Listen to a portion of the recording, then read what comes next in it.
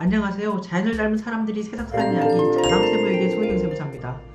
오늘은 상가임대차 보호법에 대해서 여러분과 함께 살펴보도록 하겠습니다.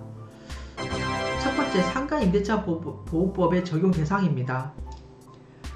상가 건물의 환산보증금이 해당 지역별로 일정 금액 이하인 경우에 당해 상가임대차 보호법을 적용한다라고 해서 그 적용 대상으로 규정하고 있습니다. 여기서 상가 건물이라고 하면 사업자 등록의 대상이 되는 영업용 건물을 의미합니다. 하지만 종교단체나 친목 모임 등 사업자 등록이 대상이 아닌 경우에는 당해 상인법을 적용을 하지가 않습니다. 두 번째로 환산보증금입니다. 환산보증금은 보증금의 월차임액의 환산액, 즉 월차임액의 100배를 곱한 그 월차임 환산액을 더한 금액을 환산보증금이라고 말합니다. 다음으로 해당 지역별로 일정 금액 이하인 경우 당해 상인법을 적용을 한다라고 해서 규정을 하고 있는데요. 그러면 해당 지역별 일정 금액에 대해서 살펴보도록 하겠습니다. 서울특별시인 경우에는 환산보증금 9억 원 이하, 그리고 서울특별시를 제외한 수도권 과밀 억제권이요, 그리고 부산광역시인 경우에는 환산보증금 6억 9천만 원 이하여야 되고요.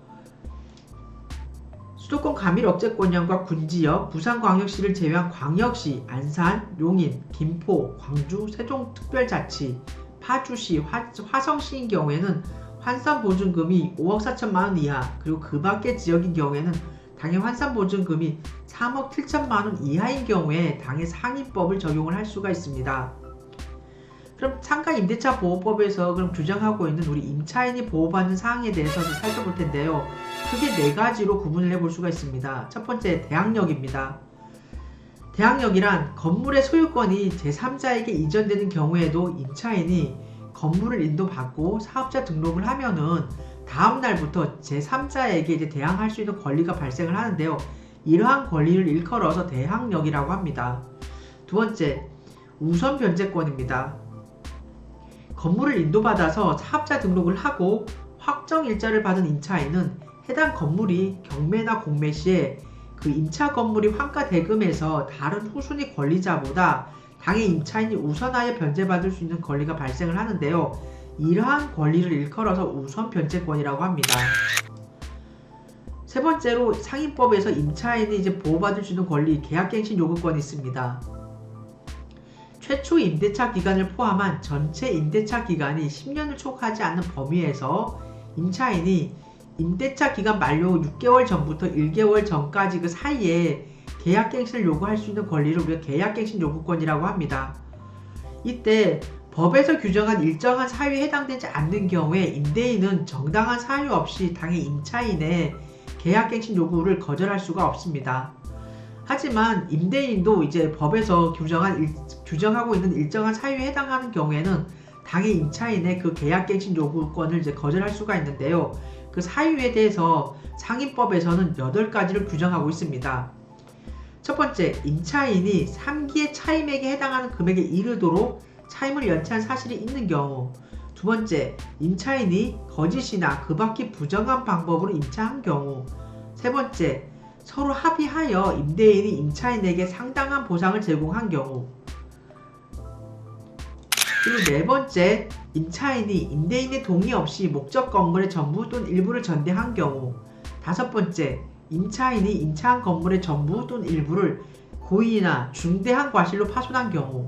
여섯 번째, 임차한 건물의 전부 또는 일부가 멸실이 되어 임대차의 목적을 달성하지 못할 경우.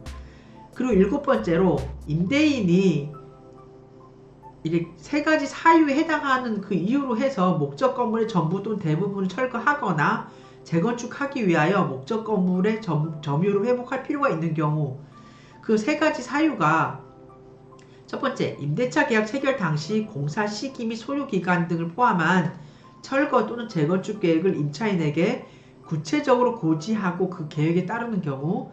두 번째, 건물이 노후되고 훼손되거나 또는 일부 멸실이 되는 등 안전사고의 우려가 있는 경우. 그리고 세 번째로 다른 법령에 따라서 철거 또는 재건축이 이루어지는 경우, 이러한 경우에 해당하는 경우와, 그리고 마지막으로 여덟 번째, 그 밖에 임차인이 임차인으로서의 의무를 현저히 위반하거나 임대차를 계속하기 어려운 중대한 사유가 있는 경우에는 임대인은 임차인의 계약갱신 요구권을 거절할 수가 있습니다. 마지막으로 상위법에서 규정하고 있는 임차인의 최우선 변제권입니다. 상가를 임차하여 사업자 등록을 하고 실제 점유하고 있는 경우 그 환산보증금이 지역별로 일정 금액 이하인 경우에는 비록 확정일자를 받지 않았더라도 임대 건물가액의 2분의 1 범위 내에서 최우선 변제금액 한도까지 우선적으로 변제받을 수 있는 권리가 발생을 하는데요. 이러한 권리를 최우선 변제권이라고 합니다. 이러한 최우선 변제권을 행사했을 때 보장받을 수 있는 금액을 한번 살펴보면은 각 지역별로 소액 임차인의 기준과 최우선 변제 금액이 다릅니다. 한번 살펴보도록 하겠습니다. 서울특별시인 경우에는 환산보증금 6,500만원 이하인 소액 임차인이 2,200만원까지 최우선 변제받을 수가 있습니다. 그리고 서울특별시를 제외한 과밀억제권역은 환산보증금 5,500만원 이하의 소액 임차인이 1,900만원까지 최우선 변제를 받을 수 있고요. 과밀억제권역과 군지역을 제외한 광역시, 안산시, 용인시, 김포시, 광주시인 경우에는 환산보증금 3,800만원 이하의 소액 임차인이 1,300만원까지 최우선 변제를 받을 수가 있습니다. 그리고 그 외의 지역은 소액 임차인 기준 환산보증금 3,000만원 이하의 소액 임차인인 경우 지금 1,000만원까지 최우선 변제를 받을 수가 있습니다.